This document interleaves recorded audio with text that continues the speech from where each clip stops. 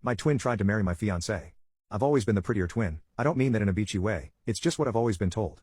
Makes no sense to me, we're identical. 3 years ago, I met my husband, but my sister, Emma, was also attracted to him. Thing is, my husband likes my personality more than hers, so looks aren't even a main factor. There are times where I caught Emma flirting with him and even pretending to be me. So that there was a clear difference between me and Emma, I decided to dye my hair.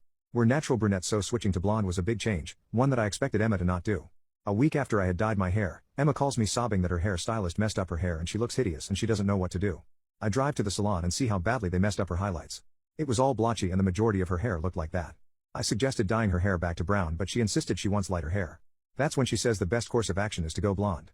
I freak and tell her there's better ways to solve this, but she's made up her mind. She goes blonde that evening and we're back to being identical. She's up to her old tricks and is furious when my fiancé, Brandon, proposes. She knew it was coming and tried to get me out of the way so he could accidentally propose to her instead. Her plan didn't work and I started planning my wedding with Brandon. He says he doesn't want Emma to be part of the wedding party, neither do I. I make my best friend my maid of honor and Emma goes ballistic. She complains to my parents, she complains to me, she complains to my best friend. She'd complain to the whole world if she could. The wedding planning goes perfectly, so the day of the wedding comes and everything is almost perfect. I just need to put my dress on. My best friend comes into the room panicking that my wedding dress is gone. What the hell does she mean it's gone? She says the rest of the bridal party is out looking for it, calling anyone necessary to check our houses to see if we left it at home. My best friend swears she didn't forget it, but things don't just vanish. The wedding march starts playing and I tell my best friend to go tell them I'm not ready and the wedding needs to be delayed. But she screams when she sees what's happening. I run up to her and see none other than Emma in my wedding dress. I don't know how they proceeded the wedding without the bridal party there. She walks down the aisle and holds my fiancé's hand. Like hell she's getting away with this. I march in there but don't get far before my dad starts holding me back and saying I will not ruin Annabelle's, my name, wedding. I tell him I'm Annabelle but he doesn't believe me. At this point, everyone is watching us because I'm screaming at my dad and fighting to get past him.